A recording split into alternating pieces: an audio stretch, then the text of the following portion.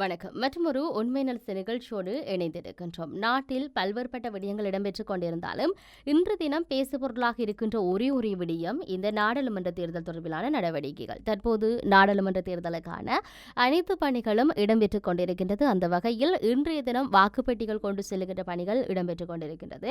அதையும் விட வீதிகளில் இல்லாட்டி எங்கெங்கெல்லாம் அந்த பிரச்சாரங்கள் சார்ந்து ஒட்டப்பட்டிருந்த போஸ்டர்களாக இருக்கட்டும், இல்லாட்டி அது சார்ந்து இருக்கக்கூடிய துண்டு பிரசுரங்கள் அவற்றையெல்லாம் இராணுவத்தினர் வீதிகளில் இருந்து அகற்றி வருகின்றதை நாம் அதிகாலையில் இல்லாட்டி இன்றைய தினம் காலையிலிருந்து அதனை அவதானிக்கக்கூடியதாக இருக்கின்றது. அதையும் தாண்டி ஒரு அமைதியான தேர்தல் சூழ்நிலை காணப்படுகின்றது. நாளைய தினம் 7 மணியிலிருந்து 4 மணி வரையிலான காலப்பகுதியில் வாக்கு பதிவு செய்கின்ற இல்லாட்டி வாக்கு இடுகின்ற நேரமாக காணப்படுகின்றது. அதன் பிற்பாடு அந்தந்த தேர்தல் தொகுதிகளுக்கு எடுத்துச் செல்லப்பட்ட வாக்குப்பெட்டிகள் அங்கு எண்ணுவதற்கான எண்ணிக்கைகள் அங்கு ஆரம்பமாகவும் காத்திருக்கின்றது. இந்த நிலையில் இன்றைய தினம் காலையில் எல்லா வாக்கு தொகுதிகளுக்குமான வாக்குப்பெட்டிகள் எடுத்துச் செல்லுகின்ற நிகழ்வு தற்போது இடம்பெற்றுக் கொண்டிருக்கின்றது. ஒவ்வொரு மாவட்ட அரசாங்க அதிபர்களும் அது சார்ந்தான அறிக்கைகளை வெளியிட்டு வருவதையும் நாங்கள் அவதானிக்கக்கூடியதாக இருக்கிறது. இது தேர்தலுடைய நிலவரங்களாக பார்க்கப்படுகின்றது.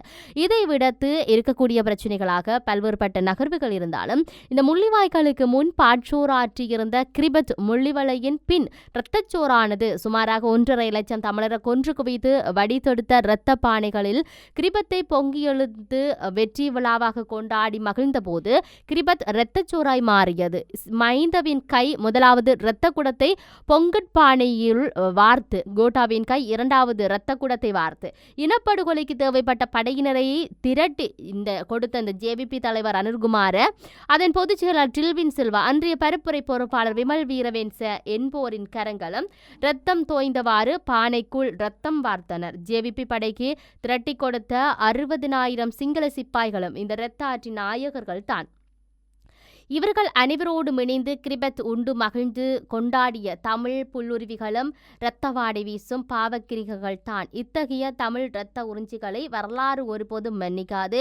அமைச்சர்களுக்கு கடையெடுப்பு, கருப்பு கொடி கட்டி தமிழ் மண் இன்று சிங்கள தலைவர்களை தோளில் காவியவாறு கிரிபத் இரத்த சோறு கொண்டாடி, அதாவது சோறுட்டி கொண்டாடும் அவலத்தை அடைந்திருக்கிறது. ஆயினும் காலம் மாறும். ஒவ்வொரு இனங்களும் ஒவ்வொரு சமூகங்களும் தமக்கான அடையாளங்களை தம்முடைய உணவு பழக்க வழக்கங்கள் வெளிப்படுத்துவர். அதுவே இனத்துக்கான அல்லது சமூகத்துக்கான அடையாளமாக இறுக்கமாக பேணப்படும். சிங்களவர்களுக்கு கிரிபத், தமிழர்களுக்கு சர்க்கரை பொங்கல், அவ்வாறே தமிழர்களும் வாழைப்பழம், முஸ்லிம்கள் பேரிச்சம்பழம், இவ்வாறு ஒவ்வொரு பண்பாடுகள் ஒவ்வொரு விடயங்கள் இருக்கின்றது. தமிழர்களுக்கு வாழை, முஸ்லிம்களுக்கு பேரிச்சை, பிரதேச ரீதியான ஈழத்தமிழர்களின் அடையாளம் பனை, சிங்களவர்களுக்கு தித்துள், தென்னை என்பன உணவின் அடையாளம். இந்த அடையாளங்கள் எந்த சமூகத்தினரும் ஒருவருக்கொருவர் எதிர்ப்பதாக பார்ப்பதில்லை. ஆனால் இறுதி யுத்தத்தில் முள்ளிவாய்க்கால் மண்ணில் 1.5 லட்சம் மக்கள் கொல்லப்பட்டு படுகொலை மூலம் பெற்ற அந்த வெற்றியை சிங்கள மக்கள் தெருக்களில் பார்ச்சோறு கொடுத்து கொண்டாடியதன் பின்னர் அந்த பார்ச்சோறு தமிழர்களுக்கு இரத்தச்சோறாக மாறியது. சிங்களவர்களின் சின்னம் சிங்கம், அதுவே அவர்களின் கொடி. ஆனால் தமிழர்களுக்கு புலி, மீன், வாள், நந்தி என பிரதேச ரீதியான சின்னங்களும் கொடிகளும் இருந்தன. இலங்கை சுதந்திரம் அடைந்த பின்னர் சிங்கள அரசின் தமிழின விரோத செயல்களால் தமிழ் மக்கள் சிங்கக்கொடியை ஏற்க தயாராக இல்லை. அதன் படிப்பாடுதான் 1957 சுதந்திர தினத்தன்று திருகோணமலை மணிக்கூட்டு கோபுரத்தில் இருந்த சிங்கக்கொடியை அகற்றி கருப்பு கொடியை கட்டி கொண்டிருந்த அந்த நடராஜன் என்ற இளைஞன் காவல்துறையினரின் அனுசரணையுடன் சிங்கள காடையர்களால் சுட்டுக் கொல்லப்பட்டார். இதற்கு 8 மாதங்கள் முன் சிங்கள காவல்துறையினரின் ஆதரவுடன் அம்பாறையில் பாவித்த தமிழ் குடிமக்கள் மீது சிங்கள காடையர்கள் பாரிய இன தாக்குதலை முதல் முறையாக மேற்கொண்டனர். இவையே தமிழ் மக்களின் வரலாற்றில் முதலாவது பெரிய பிரிக்கோட்டை ஏற்படுத்தியது. அதன் அடிப்படையில் முள்ளிவாய்க்காலில் தமிழ் மக்கள் ஒரு பேரழிவை சந்தித்துக் கொள்ளான துன்பத்தை அனுபவித்து 1.5 லட்சத்தை தாண்டிய படுகொலையின் பின்பு அவ்வாறு கொல்லப்பட்ட உடல்களை தாண்டி மனித மண்ணிலிருந்து மக்கள் வெளியேறினர்.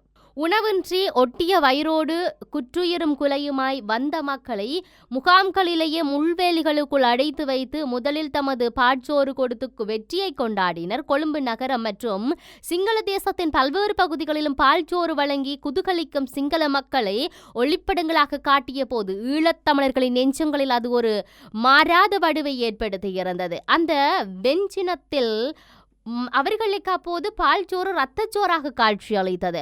அந்த இரத்தச்சோத்துக்கு எதிராக தமிழ் மக்கள் தம்மை தயார்படுத்தி அதற்கு எதிர்வினை ஆற்றுவதற்கு தமிழ் மக்கள் முள்ளிவாய்க்கால் கஞ்சியை அறிமுகப்படுத்தி ஒவ்வொரு மே மாதமும் முள்ளிவாய்க்கால் கஞ்சியை தமிழ் மக்கள் வாழும் உலக பரப்பெங்கும் வழங்கி தாமும் அருந்தி அதனை ஒடுக்குமுறைக்கு எதிரான ஒரு பண்பாட்டு நிகழ்வாக இன்று மாற்றிவிட்டார்கள். இத்தகைய பண்பாட்டுக்குள் இருக்கும் தமிழ் மக்களை ஒன்றிணைக்க சிங்கள தேசத்தின் எத்தகைய தர்மவான்கள் வந்தாலும் தமிழ் மக்களின் தேசிய அபிலாசிகளை பூர்த்தி செய்யாமல் தமிழ் மக்களின் மனங்களை வெற்றி கொள்ள முடியாது. இந்த கிரிபத்துக்கும் பால் சோற்றுக்கும் முள்ளிவாய்க்கால் கஞ்சிக்கும் இடையான இடைவெளி எவ்வாறு இருக்கின்றதோ அதுவே ஈழத்தமிழர்களுக்கும் சிங்கள தேசத்துக்குமான பெரிய இடைவெளியை ஏற்படுத்தி இருக்கின்றது. இந்த தருணத்துக்குத்தான் நீங்க வேறு நாடையா நாங்க வேறு நாடையா என்கின்ற ஒரு நிலை காணப்படுகின்றது என்று இந்த விடுதலை கவிஞர் புதுவை ரத்தினதுரையின் பாடல் வரிகள் நெஞ்சி நிமிர்த்தி நிற்கின்றன என்பதை நாம் பார்க்கின்றோம். தமிழ் மக்களின் காதுகளில் மீண்டும் மீண்டும் ஒலிக்கின்றன. அதை விரும்பி கேட்கவும் தூண்டிவிடுகின்றது.